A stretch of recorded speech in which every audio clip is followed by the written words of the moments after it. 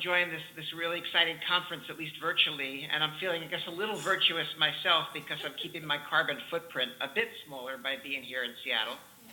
I was really inspired to know this conference was being organized and know that so many of you in New York, New Jersey, and the islands are committed to improving asthma control, and especially by reducing asthma inequities and implementing really innovative approaches.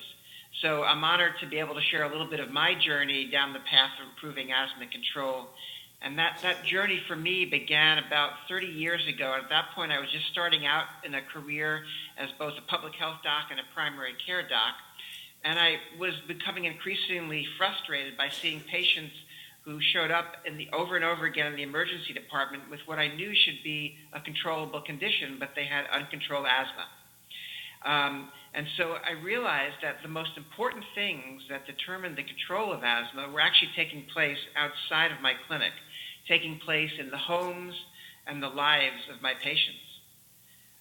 So concurrently, I was also beginning to develop chronic disease prevention programs at the local public health department in Seattle and King County. And I saw my individual experience with asthma and management of other chronic diseases in the clinic mirrored in the epidemiological data, both locally and nationally, and in this case, the epidemic of uncontrolled asthma that we saw developing in the U.S. back in the 1980s. So, did my slide change? Did that work? Yes. Yeah, okay. So, as I thought about it, I realized that asthma in some ways is a lot alike many chronic diseases, but it's also unique in some ways. It's alike in that just like any chronic condition, it's complex to self-management, and adherence by both patients and providers to best management practices is pretty challenging and problematic. My patients, probably like yours, tend to view asthma as an acute episodic illness rather than a chronic disease. They have competing priorities in life. Many of those are more pressing than managing asthma, and they often lack the skill and knowledge and resources to be able to manage asthma effectively. So that's not different than a lot of chronic diseases, but one of the things that make asthma different is that it's unique in that of the impact that the environment, and particularly the home environment, plays in both causation and exacerbation.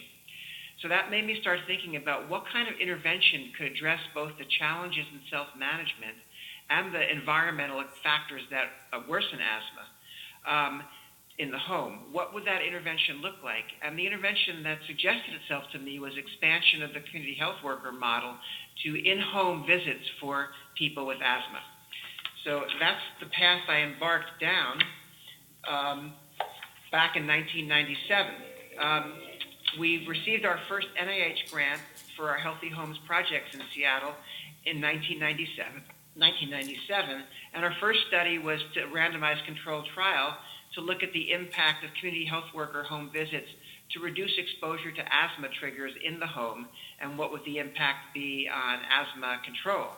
And we found that, lo and behold, sending the community health workers into the homes, educating families about the home environmental triggers, and helping them take measures to reduce exposure to those triggers worked.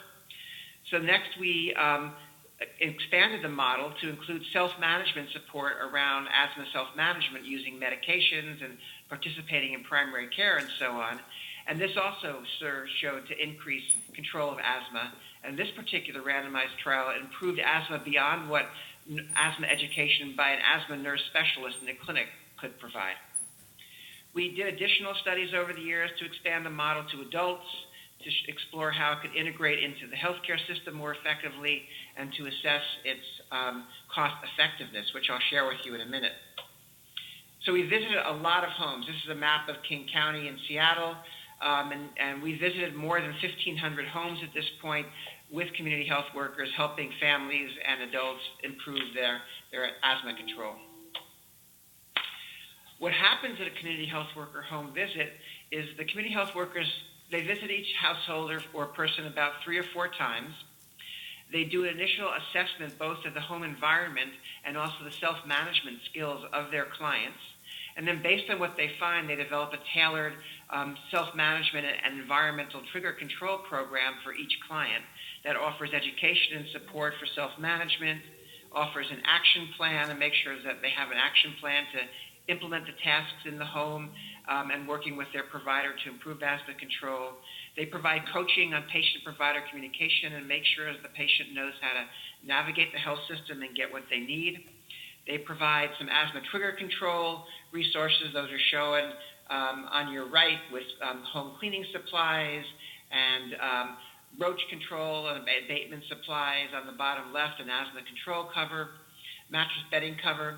They also actually do some small repairs in the home. So one of our community health workers is shown in the middle doing some caulking to seal the gaps that pests can get into in the house. They provide hands-on training to show people how to use the vacuums that we give them to control dust and allergen burden in the homes and so on. And maybe also very importantly, they provide social support, so they become very close to their clients and they become trusted advisors and guides to their clients.